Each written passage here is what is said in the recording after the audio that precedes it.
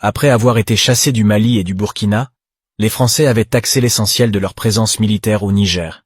L'un des derniers bastions de l'armée française en Afrique, dans son œuvre de déstabilisation des pays africains, espionnage, soutien au terrorisme et volume des ressources naturelles du continent.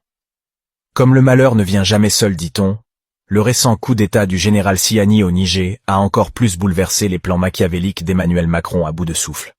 Pendant près d'un demi-siècle, la France s'est servie du Niger pour étancher ses soifs gourmandises en uranium et en or, comme ailleurs en Afrique où elle a été présente, sans se soucier du développement ni de la stabilisation des pays qui la nourrissent, préférant les gardes dans cette situation pour en tirer des ficelles. Ce petit jeu est terminé. Coup dur, le nouvel homme fort du Niger décide de retirer à la France tous les privilèges sur les ressources du pays. Cela veut dire que la France doit soit regagner la préhistoire oubliant l'Afrique se contentant de sa seule richesse.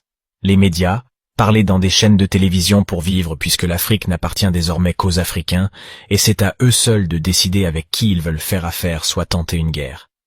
Ce qui la rendra vulnérable puisque qu'elle aura affaire à un bloc africain soutenu par les alliés les plus fidèles et le conflit russo-ukrainien risque de se transformer en une guerre généralisée. Face à cette humiliation que subit Macron en Afrique, ces hommes disent ne pas être prêts à quitter le Niger.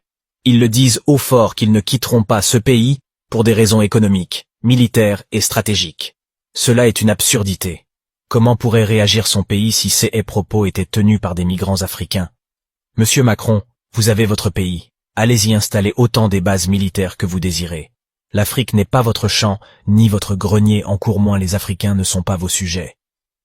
Plus que jamais déterminés à recouvrer leur véritable indépendance, les pays africains doivent se soutenir mutuellement, lutter contre l'envahisseur étranger qui qu'il soit, plaider pour la création des États-Unis d'Afrique, débarrasser du continent toutes les marionnettes des Européens et Américains, se retirer des organisations internationales non bénéfiques à l'Afrique telles que la CPI, la francophonie et autres.